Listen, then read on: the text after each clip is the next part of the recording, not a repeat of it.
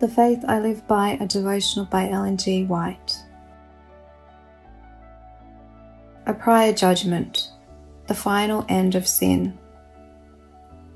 Some men's sins are open beforehand, going before to judgment, and some men they follow after.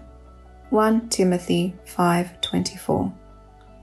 The work of the investigative judgment and the blotting out of sins is to be accomplished before the second advent of the Lord. Since the dead are to be judged out of the things written in the books, it is impossible that the sins of men should be blotted out until after the judgment at which their cases are to be investigated.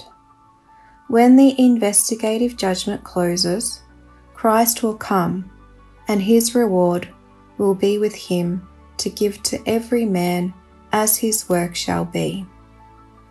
All are to be judged according to the things written in the books, and to be rewarded as their works have been.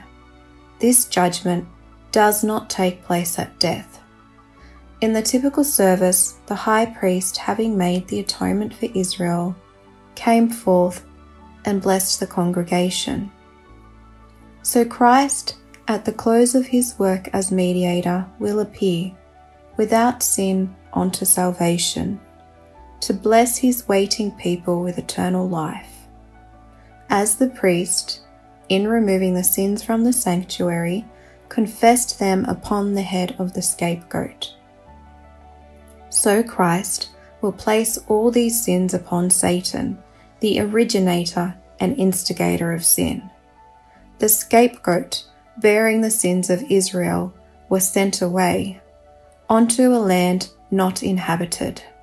So Satan, bearing the guilt of all the sins which he has caused God's people to commit, will be for 1,000 years confined to the earth, which will then be desolate, without inhabitant, and he will at last suffer the full penalty of sin in the fires that shall destroy all the wicked.